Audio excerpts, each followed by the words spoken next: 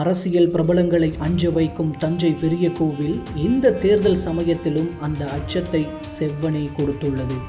நாடாளுமன்ற தேர்தலுக்காக தஞ்சையில் சுற்றி சுற்றி பிரச்சாரம் செய்த அரசியல் பிரபலங்கள் ஒருவர் கூட தஞ்சை பெரிய கோவில் இருக்கும் தெரு பக்கம் கூட போகவில்லை என்பது ஹைலைட். அப்படி தஞ்சை பெரிய கோவிலில் இருக்கும் மர்மம்தான் என்ன? உலக புகழ்பெற்ற தஞ்சை பெருவுடையார் கோவில் முதலாம் ராஜராஜ சோழன் ஆட்சி காலத்தில் கிபி 1003 தொடங்கி கிபி 1010 ஆண்டுக்குள் கட்டி முடிக்கப்பட்டது. கடந்த 2010 ஆண்டோடு 1000 ஆண்டுகளை நிறைவு செய்தது இக்கோவில். சோழர்களின் சிறந்த கட்டிடக்கலையின் உதாரணமாக திகழும் இக்கோவில் பல மர்மங்களையும் கொண்டுள்ளது.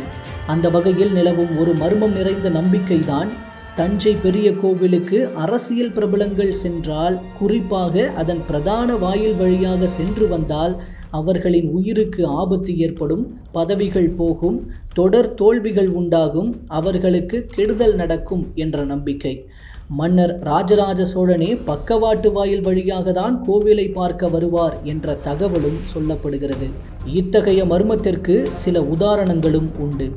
தஞ்சை பெரிய கோவிலுக்கு வந்திருந்த பிரதமர்களான இந்திரா காந்தி, ராஜீவ் காந்தி ஆகியோர் கொல்லப்பட்டது 2010 ஆண்டு ராஜராஜ சோழனின் 1000வது சதய பெருவிழா நடந்தபோது 1000 பரத கலைஞர்களின் நாட்டியாஞ்சலி நிகழ்ச்சியை காண வந்த அப்போதைய முதல்வரான மறைந்த கருணாநிதி அடுத்தடுத்த 2011 மற்றும் 2016 ஆண்டு தேர்தலில் தோல்வியடைந்தது.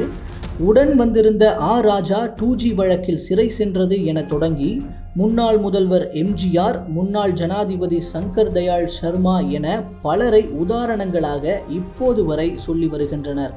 கடந்த காலத்தில் அரசியலில் கோலோச்சியவர்கள் தொடங்கி இப்போது வரை அரசியலில் கோலோச்சுபவர்கள் வரை அனைவரும் சாதாரண நாள் மட்டுமல்ல, முக்கியமான விழாக்களுக்கு கூட தஞ்சை பெரிய கோவில் பக்கமே போகாதவர்கள்தான்.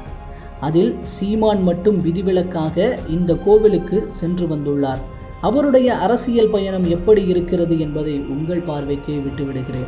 ஆக மொத்தத்தில் பெரும்பாலும் கடவுள் நம்பிக்கை கொண்டவர்கள் முதல் பகுத்தறிவு பேசுபவர்கள் வரை அனைத்து தலைவர்களும் தஞ்சை பெரிய கோவிலை புறக்கணிப்பதே யதார்த்த உண்மை. அந்த வகையில்தான் தற்போதைய அனல் பறந்த பிரச்சாரத்தின் நடுவே கோவில்கள், சர்ச்சுகள், பள்ளிவாசல்கள் என எல்லா வழிபாட்டு தலங்களுக்கும் சென்ற அத்தொகுதி வேட்பாளர்களும் அவர்களை ஆதரித்து பிரச்சாரம் செய்த தலைவர்களும் தஞ்சை பெரிய கோவில் பக்கம் மட்டும் தலை காட்டவில்லை. அவ்வளவு ஏன், அந்த சாலையை கூட கடந்து செல்லவில்லையாம்.